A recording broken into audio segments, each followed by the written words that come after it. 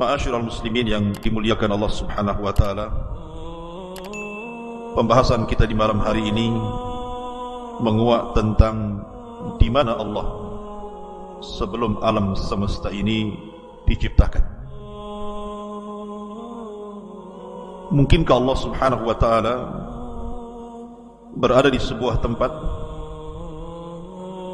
ataukah Subhanahu wa taala tercipta dengan sendirinya? Lalu bagaimana Allah Subhanahu wa taala menciptakan makhluknya, dan makhluk apa yang pertama kali Allah ciptakan? Ma'asyiral muslimin yang dimuliakan Allah Subhanahu wa taala, di dalam surah Al-Insan Allah Subhanahu wa taala berfirman, hal ata alal insan hinum minad dahri lam yakun syai'an madhkura.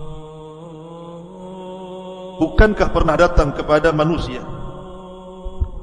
waktu dari masa yang ketika itu belum merupakan sesuatu yang dapat disebut? Dari ayat ini, ketika Allah Subhanahu wa taala mengatakan lam yakun syai'an madhkura,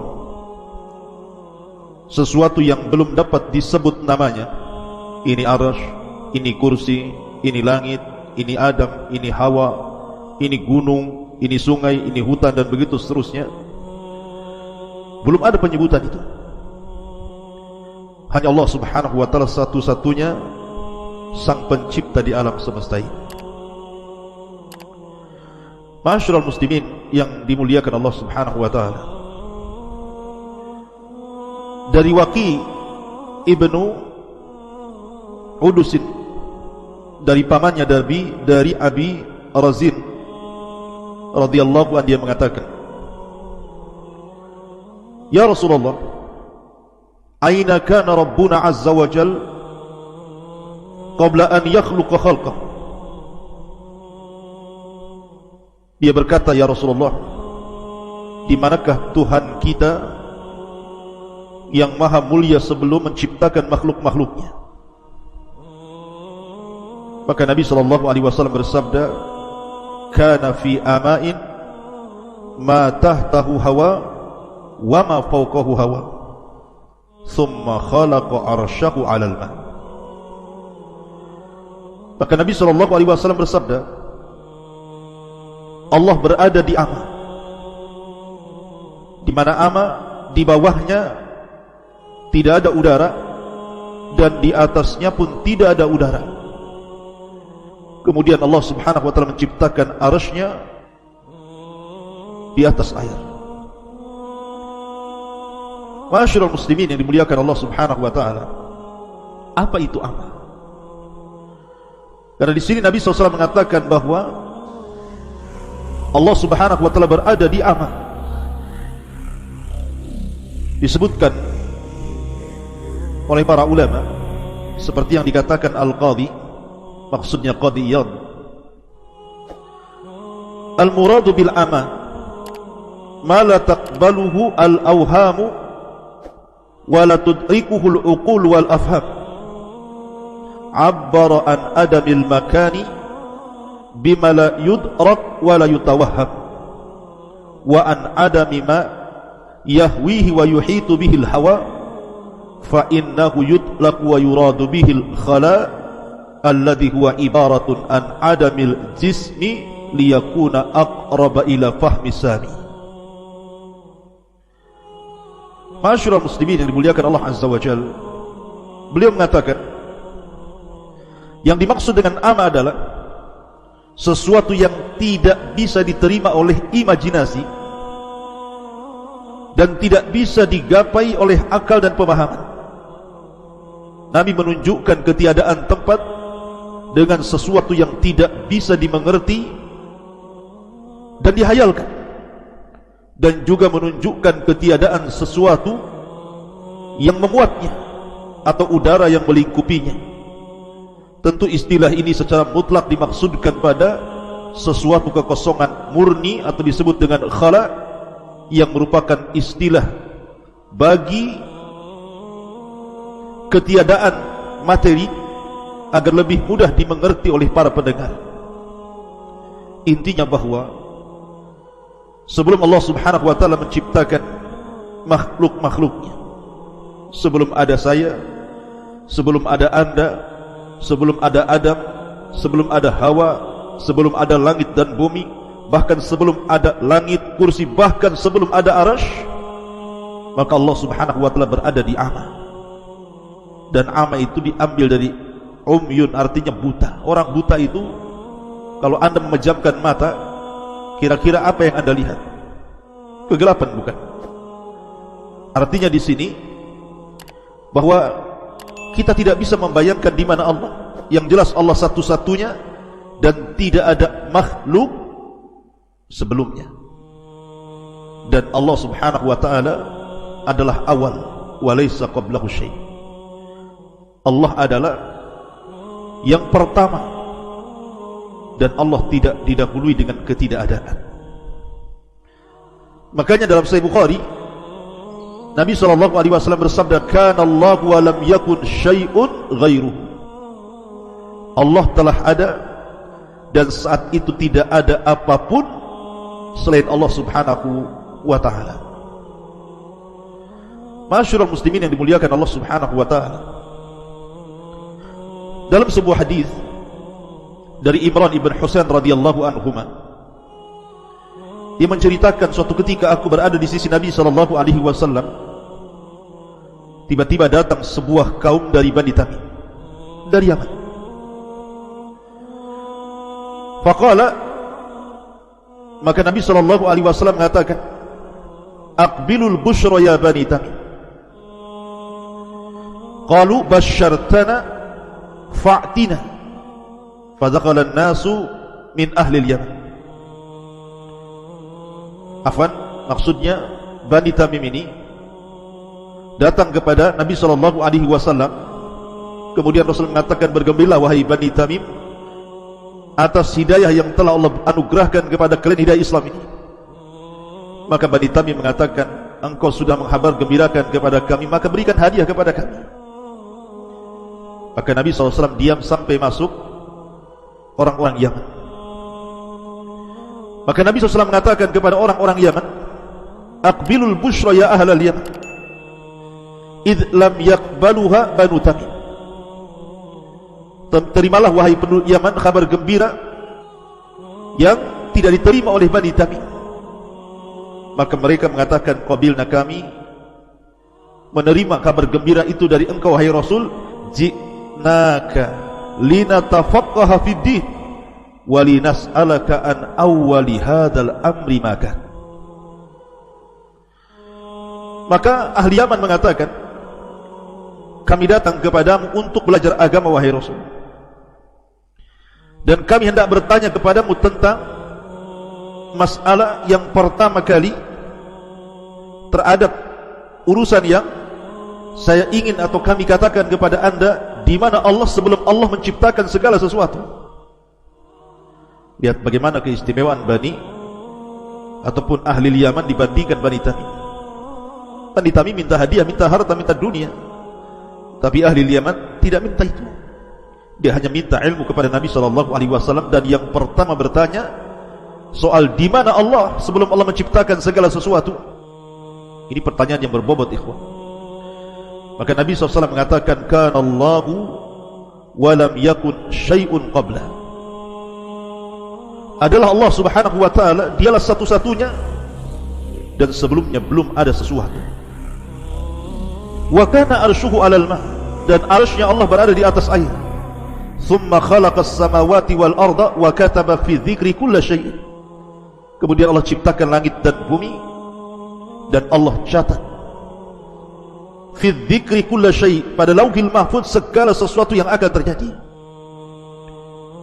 Dari dua riwayat, Imran ibn Husain dan juga riwayat yang pertama yang saya baca tadi,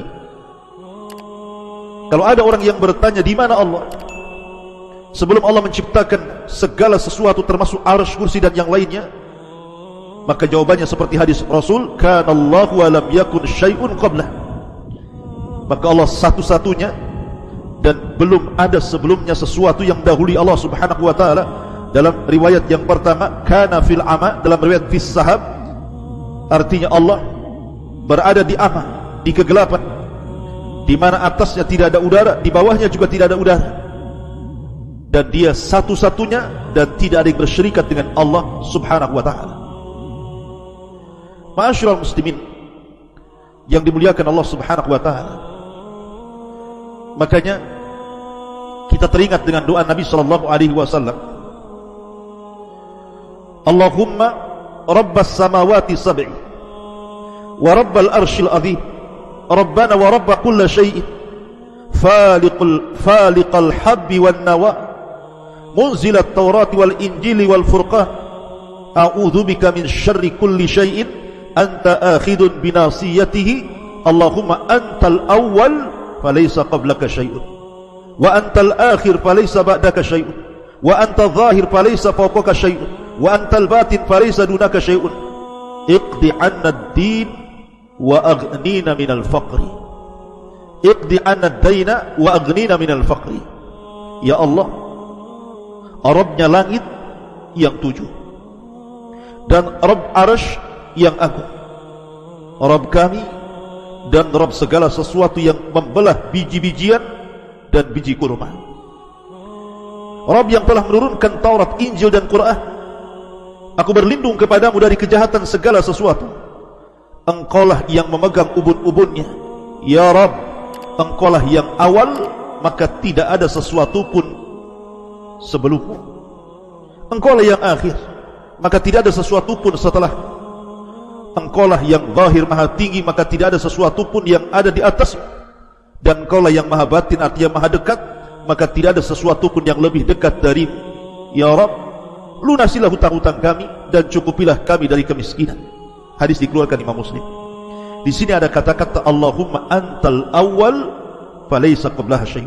Engkau adalah zat yang pertama kali dan sebelumnya tidak ada sesuatu. Sebelummu tidak ada sesuatu. Ia satu-satunya. Dia tidak tercipta dengan sendirinya. Karena mustahil. Kalau seandainya dia tercipta dengan sendirinya, berarti ada makhluk menyatu dengan Khalik, dan ini muhal, mungkin, mustahil, tidak mungkin. Ma'asyiral muslimin yang dimuliakan Allah azza wa jalla, baru setelah Allah subhanahu wa ta'ala menciptakan makhluknya, dan pertama kali yang diciptakanlah arsy-Nya, kemudian qalam, kemudian Allah letakkan arsy-Nya di atas air, baru setelah itu Allah subhanahu wa ta'ala menciptakan langit dan bumi fi sittati ayyam, selama 6 hari. Dalam hadis Abdullah bin Mas'ud radhiyallahu anhu, Nabi sallallahu alaihi wasallam mengatakan, antara langit dunia dan langit yang kedua itu perjalanan 500 tahun. Langit yang kedua dan ketiga begitu juga 500 tahun perjalanan. Langit ketiga dan keempat juga sama, dan begitu seterusnya. Artinya agungnya Allah subhanahu wa ta'ala ketika menciptakan langit dan bumi ini, di mana antar langit saja jaraknya 500 tahun perjalanan. Bagaimana yang menciptakannya? Kemudian juga dalam riwayat Nabi SAW mengatakan kepada Abu Hurairah radhiyallahu anhu, ya Abu Hurairah, inna Allah khalaqas samawati wal ardi wa ma bainahuma fi sittati ayyam. Wahai Abu Hurairah, sesungguhnya Allah telah menciptakan langit dan bumi dan di antara keduanya pada 6 hari. Tsumma stawa 'alal arsy yaumas sani. Kemudian setelah itu Allah berada di atas ketinggian arsy-Nya pada hari ketujuhnya. Wa khalaqa turbata yaumas sabti. Allah ciptakan tanah di hari Sabtu. Wal jibala yaumal ahad. Dan Allah ciptakan gunung-gunung di hari Ahad. Wasyajara yaumal itsnin. Allah ciptakan pohon atau pepohonan di hari Senin. Wasyarra, dalam riwayat wal makruh yaumas tsulatsa, dan Allah ciptakan keburukan di hari Selasa. Wan nuru yaumal arbi'a, dan Allah ciptakan nur, cahaya, pada hari Rabu. Wad dawaba yaumal khamis, dan Allah ciptakan segala binatang yang melata di hari Kamis. Wa Adam yaumal jum'ati fi akhiri sa'atin minan nahari ba'dal asri, dan Allah ciptakan Adam di hari Jumat di akhir siang setelah asar sampai maghrib. Ma'asyiral muslimin yang dimuliakan Allah Subhanahu wa taala, intinya bahwa bertanya soal di mana Allah itu pertanyaan yang dibolehkan. Karena juga ada riwayat ketika ada seorang sahabat hendak memerdekakan seorang jariyah, budak wanita. Kemudian sahabat ini mengatakan, "Ya Rasulullah, apakah saya patut untuk memerdekakan budak wanita ini?" Kata Nabi sallallahu alaihi wasallam, "Baik, saya akan uji budak wanita ini." Kemudian Nabi sallallahu alaihi wasallam mendekati budak wanita itu dan mengatakan, "Ainallah?" Di mana Allah? Maka budak wanita itu mengatakan, "Allahu bis-sama." Allah berada di atas ketinggian. Sama itu artinya secara bahasa ma fawqa ra'si fahuwa sama. Sesuatu yang di atas kepala itu disebut sama. Artinya Allah berada di atas ketinggian sana.